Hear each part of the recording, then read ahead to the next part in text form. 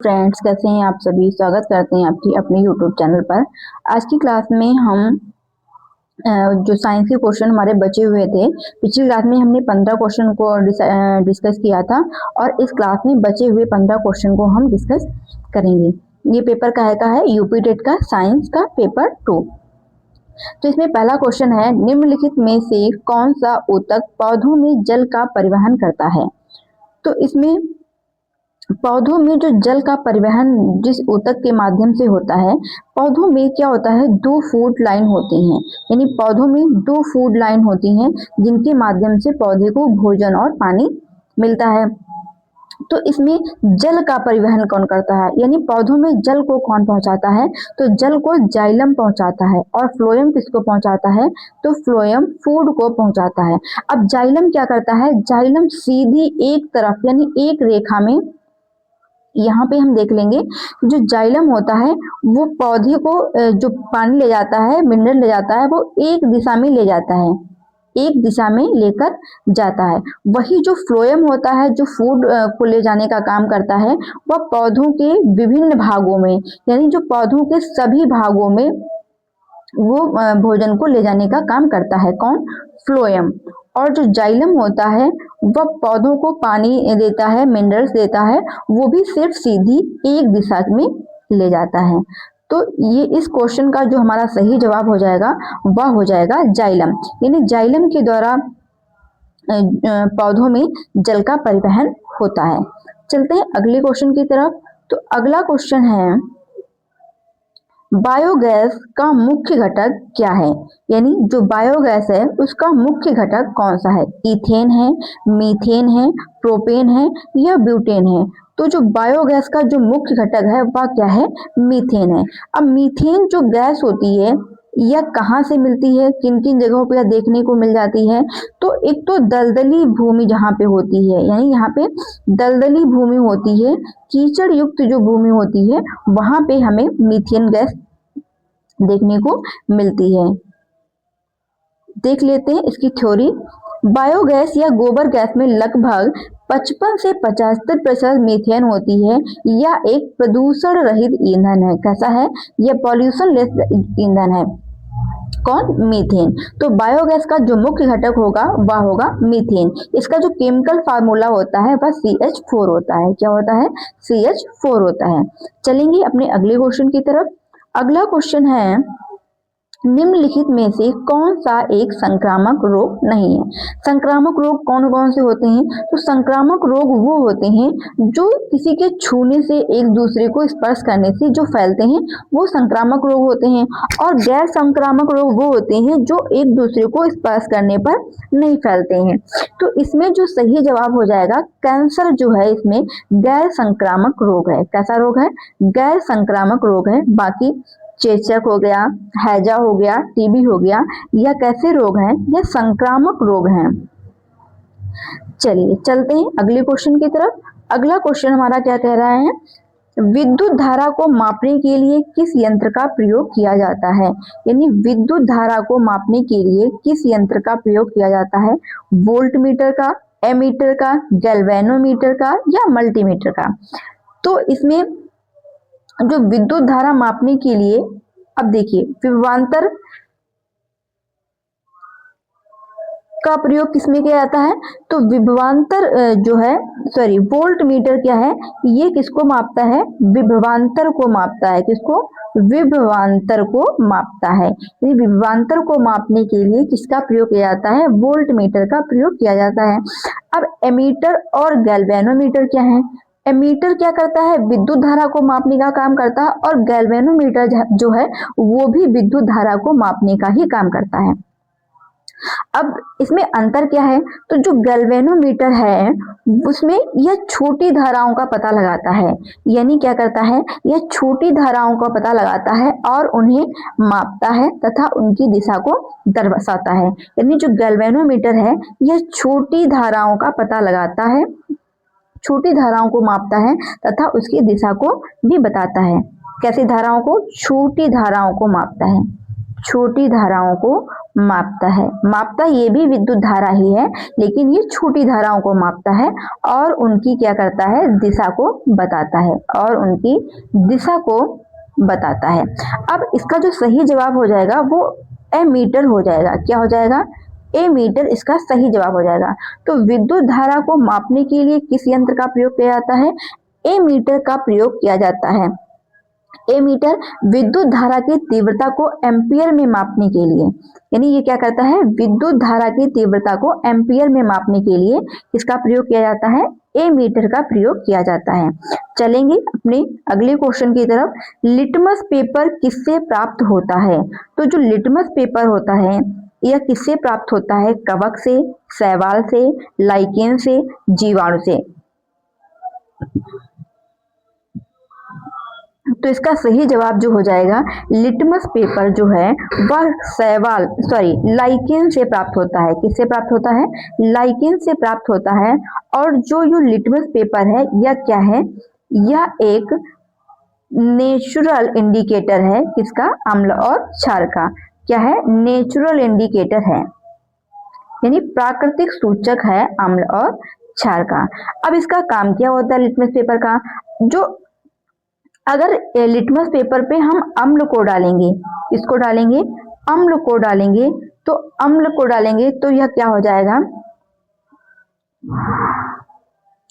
अम्ल क्या करेंगे, जो नीले लिटमस को क्या कर देंगे, लाल कर देंगे। नीले लिटमस को क्या कर देंगे, लाल कर देंगे। और क्षार क्या करते हैं, लाल लिटमस को नीला कर देते हैं। अब लिटमस पेपर से हम यह पता लगा सकते हैं कि अम्ल कौन सा है और क्षार कौन सा है। तो अम्ल क्या करते हैं, अम्ल नीले लिटमस पेपर को क्या कर देते हैं, लाल कर देते हैं। एक ट्रिक है अनिल, इसमें कंफ्यूजन भी होता है कि अम्ल और क्षार में। तो जो अनिल है, तो आ से हम अम्ल को याद रख सकते हैं और नी से नीला और ला से लाल। तो अम्ल क्या करते हैं, नीले लिटमस को क्या कर देते हैं, लाल कर देते हैं। चलेंगे अगले क्वेश्चन की तरफ। इंसुलिन हार्मोन का स्राव होता है, यकृत से होता है, पीयूष ग्रंथि से होता है, अग्नाशय से होता है या एड्रिनल ग्रंथि से होता है? तो जो इंसुलिन हार्मोन है और जो इंसुलिन हार्मोन की कमी से कौन सा रोग हो जाता है, या आप हमें किसमें बताएंगे, कमेंट बॉक्स में आप इसका आंसर हमें बताएंगे। इंसुलिन हार्मोन की कमी से कौन सा रोग हो जाता है? तो देखिए, यकृत क्या करता है, यकृत बाइल जूस का निर्माण करता है। यकृत क्या करता है, बाइल जूस का निर्माण करता है। किसका, बाइल जूस का निर्माण करता है, जो कि स्टोर कहाँ होता है, जो कि स्टोर होता है पित्त की थैली में। पीयूष ग्रंथि क्या करता है, पीयूष ग्रंथि क्या करता है, या वृद्धि हार्मोन निकालता है। क्या करता है, वृद्धि हार्मोन को निकालता है। कौन, पीयूष ग्रंथि। अग्नाशय क्या करता है, अग्नाशय से ही इंसुलिन हार्मोन का स्राव होता है। अग्नाशय की जो लैंगरहैंस की दीपिकाएं होती हैं, उनकी जो बीटा सेल्स होती हैं, उनसे ही इंसुलिन हार्मोन का स्राव होता है। अब एड्रिनल ग्रंथि क्या करती है, एड्रिनल ग्रंथि एड्रेनलिन हार्मोन का सिक्रेशन करती है। कौन, एड्रिनल ग्रंथि। जो एड्रेनलिन हार्मोन होता है उसका काम क्या होता है, यह क्या करता है, तो इस हार्मोन को आपातकालीन हार्मोन कहते हैं। क्या कहते हैं, आपातकालीन हार्मोन भी कहते हैं इसे। और एक और नाम से इसे जानते हैं, इसे लड़ो या भागो हार्मोन, लड़ो या भागो हार्मोन के नाम से भी जानते हैं। किसे, एड्रिनलिन हार्मोन को। एड्रिनलिन हार्मोन का सिक्रेशन कौन करता है, एड्रिनल ग्रंथि करती है। तो इंसुलिन हार्मोन का स्राव कहाँ से होता है, तो वो हो जाएगा अग्नाशय से। अग्नाशय में लैंगरहैंस की दीपिकाएं पाई जाती हैं और उनकी जो बीटा सेल्स होती हैं, उन्हीं से इंसुलिन हार्मोन का सिक्रेशन होता है। चलेंगे अपने अगले क्वेश्चन की तरफ। अगला क्वेश्चन हमारा क्या है, ओजोन परत वायुमंडल की किस परत में पाई जाती है? यानी जो ओजोन परत है वो वायुमंडल की किस परत में पाई जाती है? तो वायुमंडल में कितनी परतें होती हैं? वायुमंडल में क्षोभ मंडल, समताप मंडल, मध्य मंडल, ताप मंडल और वायुमंडल,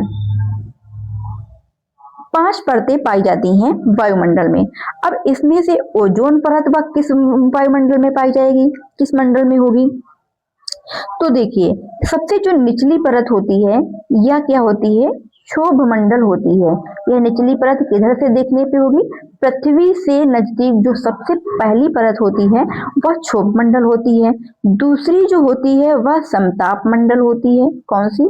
समताप मंडल होती है। उसके बाद जो तीसरी परत होती है वह क्या होती है? मध्य मंडल होती है, मध्य मंडल। और जो चौथी होती है वो ताप मंडल या इसे आयन मंडल भी कहते हैं, ताप मंडल भी होती है। और जो पांचवी होती है यह वायुमंडल होती है, यह वायुमंडल होती है और यह अंतरिक्ष के करीब होती है। यानी जो बाहरी परत होती है वह अंतरिक्ष में मिली हुई दिखती है। अब क्षोभ मंडल की हम बात करेंगे कि क्षोभ मंडल में क्या होता है। तो क्षोभ मंडल में मौसमी घटनाएं होती हैं, यानी जो ये वाला मंडल होता है इसमें क्या होती है? मौसमी घटनाएं, जैसे वर्षा हो गई, बादल हो गए, तो वो घटनाएं यहाँ पे होती हैं।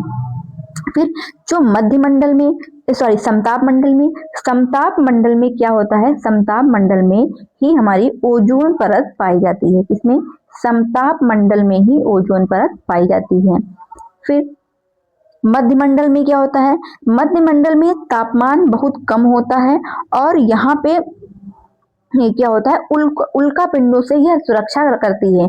यानी जो मध्य मंडल होता है वह क्या करता है? उल्का पिंडों से सुरक्षा करती है। और जो वायुमंडल होता है वह होता है यह धीरे धीरे हमें अंतरिक्ष में ही मिला हुआ दिखाई देता है। तो हमारा जो सही जवाब इस क्वेश्चन का हो जाएगा तो वो हो जाएगा समताप मंडल। यानी समताप मंडल ओजोन परत में ही ओजोन परत पाई जाती है। ओजोन परत का काम क्या होता है? जो ओजोन परत होती है वह सूर्य से आने वाली पराबैंगनी किरणों से हमारी रक्षा करती है। यानी सूर्य से जो हानिकारक किरणें आती हैं, पराबैंगनी किरणें आती हैं, उनसे हमारी क्या करती है? रक्षा करती है। चलेंगे अगले क्वेश्चन की तरफ। बेरी बेरी रोग किस विटामिन की कमी से होता है? तो बेरी बेरी रोग विटामिन B1 की कमी से होता है, B2 की कमी से होता है, B6 की कमी से होता है या B12 की कमी से होता है? तो इसका सही जवाब जो हो जाएगा, जो बेरी बेरी रोग होता है यह विटामिन B1 की कमी से होता है। B1 की कमी से होता है। किससे होता है? विटामिन B1 की कमी से होता है। अगर विटामिन बी भी आ सकता था तो भी इसका जवाब बी होता। तो B1, अब इसका हम रासायनिक नाम जान लेते हैं कि जो विटामिन B1 है इसका रासायनिक नाम क्या होता है। तो विटामिन बी का जो रासायनिक नाम होता है वह होता है थायमीन। क्या होता है? थायमीन होता है। और विटामिन B2 का जो रासायनिक नाम होता है वो राइबोफ्लोविन होता है। क्या होता है? राइबोफ्लोविन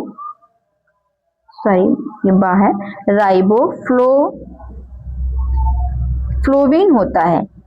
B6 का रासायनिक नाम क्या होता है? तो B6 का जो रासायनिक नाम होता है वह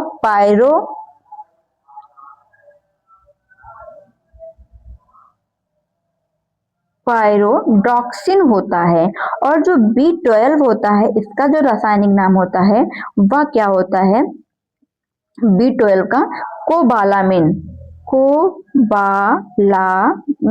या इसे साइनोकोबालामिन के नाम से भी जानते हैं। साइनोकोबालामिन के नाम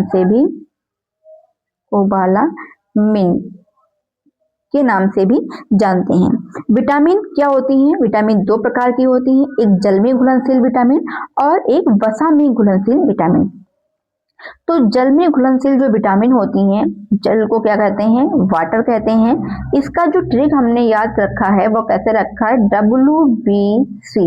W से क्या हो गया? वाटर हो गया।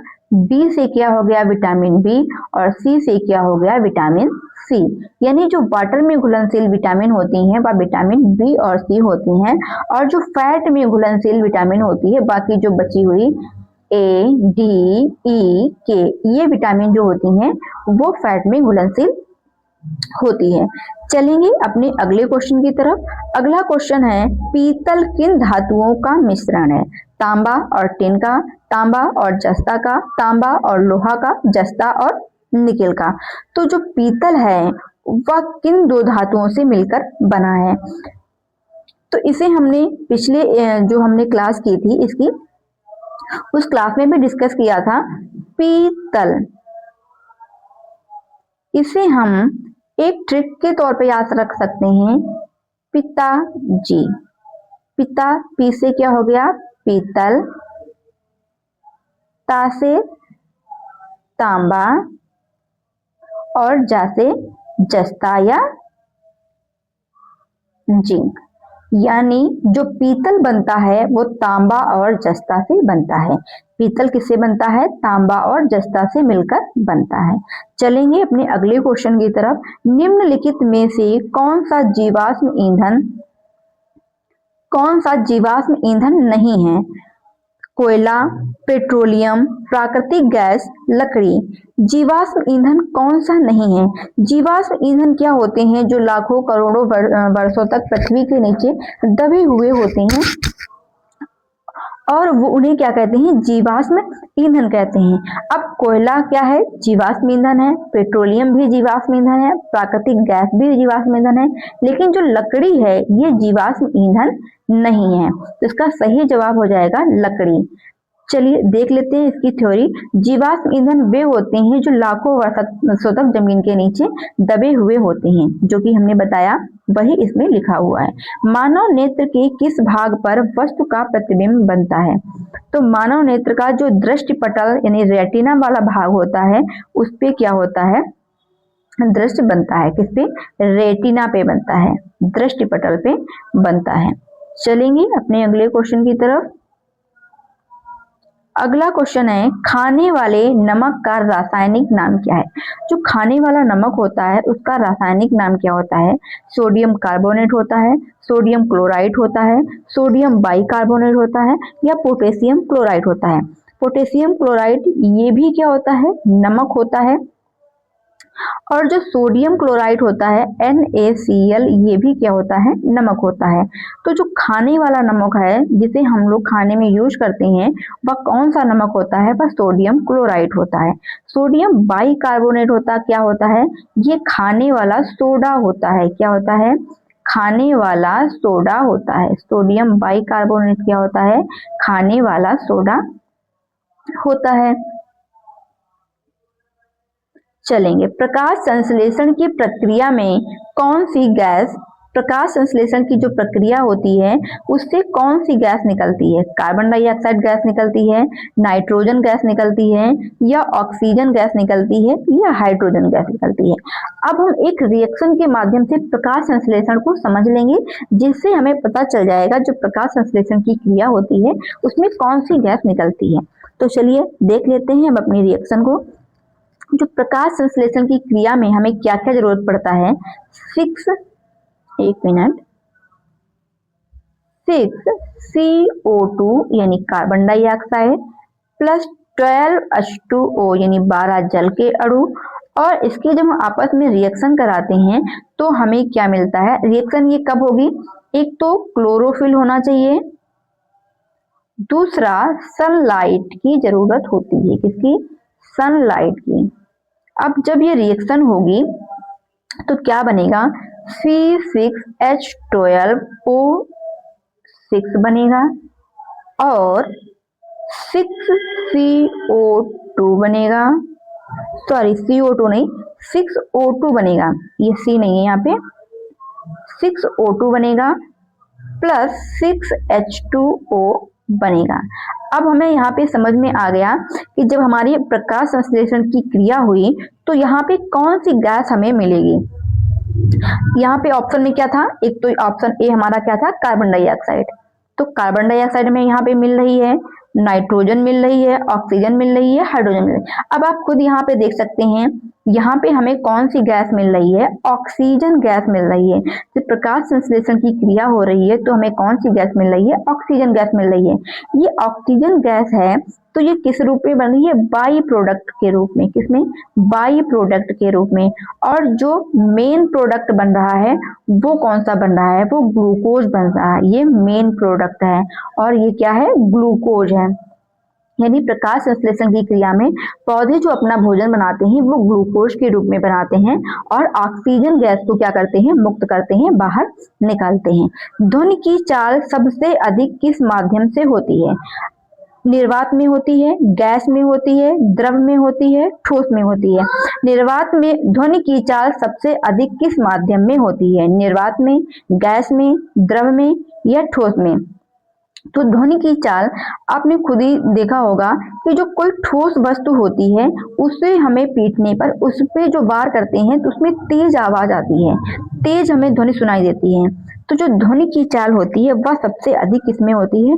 ठोस में होती है, क्योंकि इसके जो अणु होते हैं बहुत पास पास होते हैं, इनके कणों के बीच में बिल्कुल भी खाली जगह नहीं होती है, इसलिए इन पर चोट पहुंचाने पर यह बहुत तेजी से आवाज करते हैं। चलेंगे, चुंबक के समान ध्रुव एक दूसरे को क्या करते हैं? चुंबक के समान ध्रुव, चुंबक में दो ध्रुव होते हैं, एक तो नॉर्थ होता है और साउथ होता है। अगर दोनों समान होंगे तो अगर नॉर्थ होंगे, दोनों ध्रुव समान होंगे तो क्या करेंगे? या एक दूसरे को प्रतिकर्षित करेंगे। प्रतिकर्षित का मतलब करेंगे एक दूसरे को धक्का देंगे, एक दूसरे को धक्का देंगे। ये ऊपर की तरफ भागेगा और ये नीचे की तरफ भागेगा। अगर दोनों असमान ध्रुव होंगे, यानी एक नॉर्थ होगा एक साउथ होगा, तो ये एक दूसरे को क्या करेंगे? प्रतिकर्षित करेंगे, एक दूसरे की ओर बढ़ेंगे। और जब समान ध्रुव होंगे तो वो एक दूसरे को, वो जो समान ध्रुव होंगे वो एक दूसरे को क्या करेंगे? प्रतिकर्षित करेंगे, धकेलेंगे, दूर हटाएंगे। और जो असमान ध्रुव होंगे वो एक दूसरे को क्या करेंगे? आकर्षित करेंगे। तो इसमें जो पूछा गया है, चुंबक के समान ध्रुव हैं वो एक दूसरे को क्या कर रहे हैं? प्रतिकर्षित कर रहे हैं, एक दूसरे से दूर जा रहे हैं। चलिए, इस क्लास में इतने ही क्वेश्चन थे।